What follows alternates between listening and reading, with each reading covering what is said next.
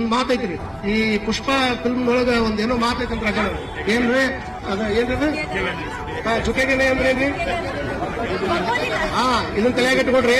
ಶಿವಾಜಿ ಮಹಾರಾಜರ ಜೀವನ ಚರಿತ್ರೆ ಒಳಗೆ ಈ ಮಾತನ್ನ ಯಾಕೆ ಹೇಳ್ಬೇಕಾಗೈತೆ ಅಂದ್ರೆ ಒಬ್ಬರು ಡೈರೆಕ್ಟರ್ ಬರೆದಿರ್ತಕ್ಕಂತ ಡೈಲಾಗ್ ಅನ್ನ ಒಬ್ಬ ವ್ಯಕ್ತಿ ಮುಂದೆ ಹೇಳಿದ್ರೆ ಅವನು ಹೀರೋ ಅಂತೀವಿ ಅನ್ನೋದಾದ್ರೆ ಸಂಭಾಜಿ ರಾಜಾಗ 40 ದಿವಸಗಳ ಕಾಲ ಸ್ವರಾಜ್ಯವನ್ನು ಬಿಟ್ಟು ಕೊಟ್ಟು ಮತಾಂತರ ಆಗಬೇಕನ್ನುವಂತ ಮಾತನ್ನ ಹೇಳಿದಾಗಲೂ ಸಹಿತ ಅವತ್ತಿನ ಕಾಲಕ್ಕೆ ಮೊಘಲರ ಸಾಮ್ರಾಜ್ಯದ ಚಕ್ರಪತಿ ಆಗಿರ್ತಕ್ಕಂಥ ಅವರೇ ಜೇಬನ ಮುಂದೆ ಬಿಟ್ಟುಕೊಂಡು 40 ದಿವಸ ಕಣ್ಣು ಕಿತ್ತರು, ತಲೆ ಮೇಲಿನ ಕೂದಲ ಕಿತ್ತರು, ನಾಲಿಗೆ ಕಟ್ಟು ಮಾಡಿದ್ರು, ಉಗುರು ಕಟ್ಟು ಮಾಡಿದ್ರು, ಚರ್ಮ ತೆಗೆದ್ರು. ಇಷ್ಟೆಲ್ಲ ಆದರೂ ಸಹಿತ ನಾನು ತಲೆ ತಗ್ಗಿಸಂಗಿಲ್ಲ ಅಂತ ಏನಿಲ್ಲ, ಅವ ನಿಜವಾದ ಹೀರೋ ಅನ್ನುವಂತ